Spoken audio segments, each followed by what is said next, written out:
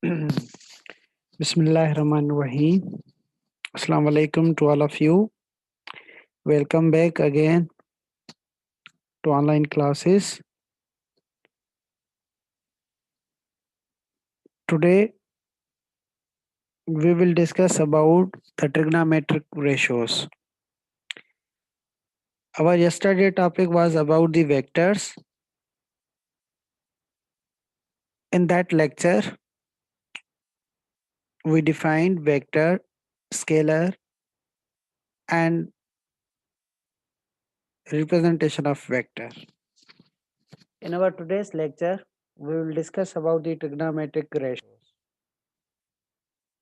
First of all, we will define what is trigonometry. The trigonometry is branch of mathematics which deals with the study of ratios between sides of triangle. कि trigonometry mathematics की वो branch है जिसके अंदर हम ratios find करते हैं किसी भी ट्रायंगल के अंदर. ट्रायंगल क्या है? A triangle is composed of 3 sides. कि जब भी हम 3 साइड्स को आपस में मिला लेंगे तो इन 3 साइड्स के मिलाने की या उनकी कंपोजिशन को हम ट्रायंगल कहते हैं. in triangle, whenever we want to find its sides, we will use 3 trigonometric ratios. In mathematics, we have 6 trigonometric ratios, but in physics, we will deal only with 3. Number first is sine theta. Number second is cos theta. Number third is tan theta. In mathematics, the 3 are opposite to these ratios, such as cosec, sec, and cot.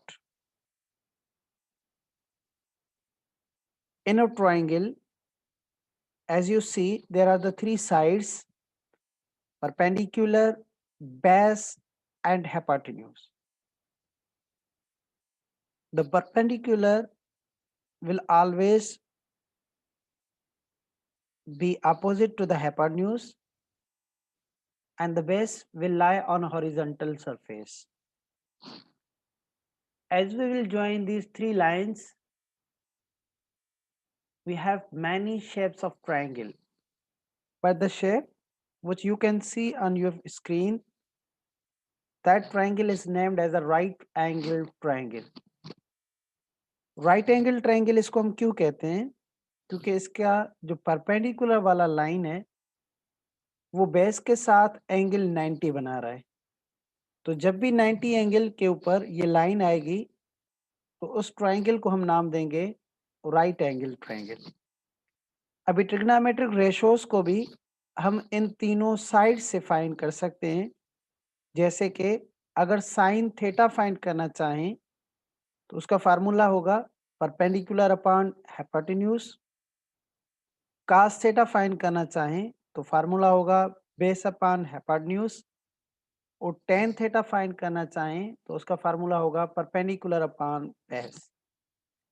अभी इन trigonometric ratios का physics के अंदर क्या काम या physics के अंदर हम इनको क्यों डिस्कस करते हैं?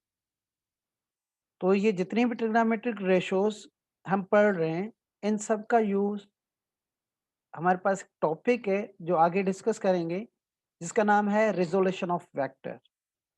तो उस रिजोल्यूशन ऑफ वेक्टर के अंदर हमें वेक्टर्स के कंपोनेंट्स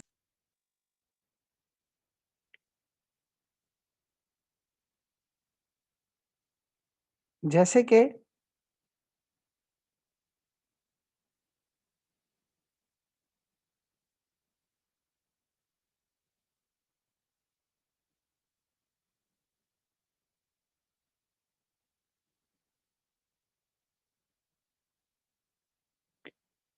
तो किसी भी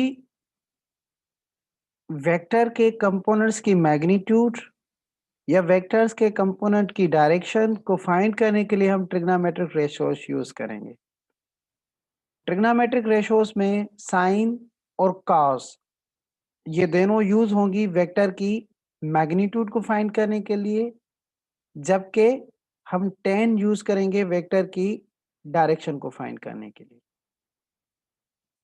अभी ट्रिग्नोमेट्रिक रेशियोज की एक टेबल, इस टेबल के अंदर हमें पता है कि जब भी एंगल डिफरेंट बने, जैसे कि अगर हम सर्किल की बात करें तो सर्किल के अंदर टोटल जो रोटेशन होगी वो बराबर होती है 360 डिग्री के।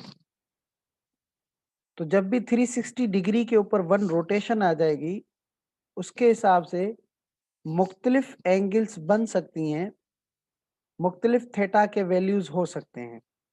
तो थीटा का वैल्यू मुख्तलिफ होगा, तो इसलिए जो ट्रिग्नोमेट्रिक रेशियोज होंगे साइन का टेन, उनका भी वैल्यू कुछ डिफरेंट आएगा। जैसे कि साइन थीटा, अगर हम थीटा की जगह 0 पुट करें तो साइन 0 0 के बराबर होगा, कास 0 1 के बराबर, जबकि टेन 0 0 के बराबर। अभी 0 को छोड़कर अगर बेस और परपेंडिकुलर के दरमियान एंगल बने 30, तो साइन 30 का वैल्यू 0.5, कास 30 का वैल्यू 0.866, जबकि टेन 30 का वैल्यू 0.57। वैसे ही अगर साइन 45 का वैल्यू लें तो 0.707, कास 45 0.707 और टेन 45 का वैल्यू 1, साइन 60 0.866,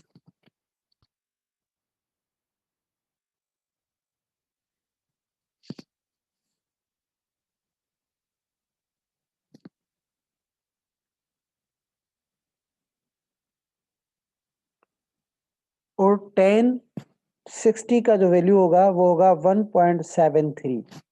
वैसे ही साइन 90 का वैल्यू 1, कास 90 का 0 और टेन 90 का वैल्यू बनेगा इन्फिनिटी। इन्फिनिटी से मुराद है कि वो वैल्यू जिनको हम डिफाइन ना कर सके। टॉपिक है resolution of vector. Re word की माना है अगेन, सॉल्यूशन वर्ड की माना होगी to solve. Resolution of vector से